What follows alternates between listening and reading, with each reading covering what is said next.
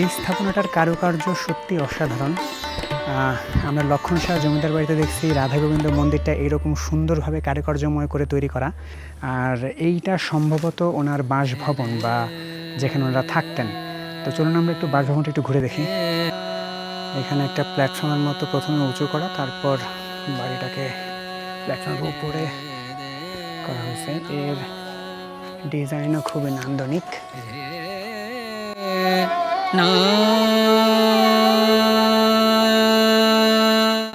বাড়িটি একতলা সাদামাটা হলেও এর নকশা শৈলী ছিল নান্দনিক।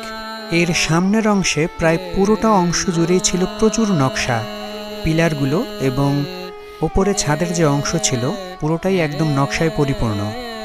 দরজার ওপরের নকশা এবং পিলারের নকশাগুলো দৃষ্টি আকর্ষণ করছিল। ছাদের এই অংশের নকশাগুলো একটা নির্দিষ্ট প্যাটার্ন তৈরি করছিল,